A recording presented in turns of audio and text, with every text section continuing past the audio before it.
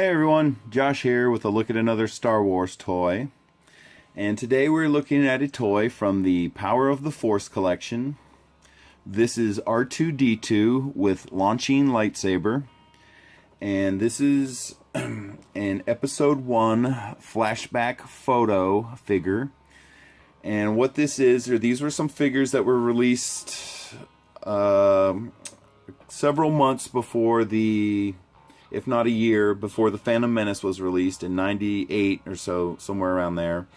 And they were trying to link characters that were in both trilogies, and of course R2 is one of those figures. So they did a version of him from Return of the Jedi, and in the packaging you'll see this little flashback photo card, and what they have is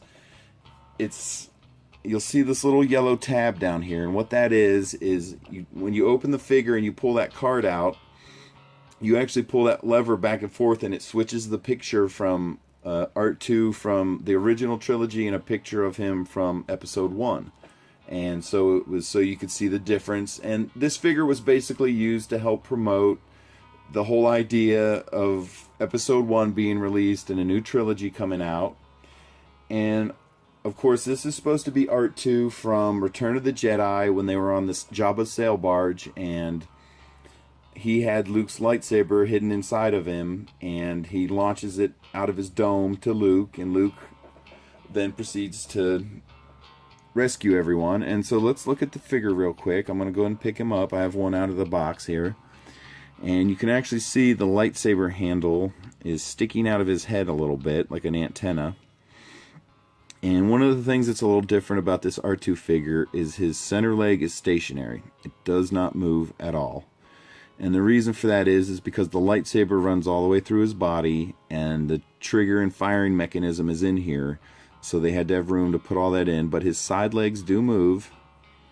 But if you want him to stand straight up, you kind of can't do that because of the way his legs are designed. That's right here is about really the only position this figure can stand in. I suppose you could do something crazy like this, but he's still going to flop over a little bit. But anyway, let's check him out. And here's what he looks like all the way around. And what he's supposed to do is, if you look at him real close here, he's got the lightsaber inside of him, and the center vents right here on R2 is the actual launch button.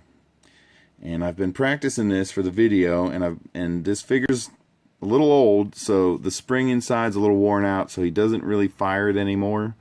But when I push the button, you'll see it's going to shoot out a little bit, but it's not going to launch. You saw that. So what's supposed to happen when you push the button? The lightsaber launches out. And so, of course, in the movie he only shoots the handle, but for this projectile that R2 is supposed to shoot, you can see it's Luke's green lightsaber. And if you look closely right above the handle, you'll see there's like a little cutout, and that's how R2 grips onto the lightsaber. And that's kind of how it turns it into a little projectile. But now, because he's a little shooter, his head does not turn at all. Only movement on this figure you got are the arms here. And of course he comes with the lightsaber, and all you do is you just slide it into the hole and push till you hear click.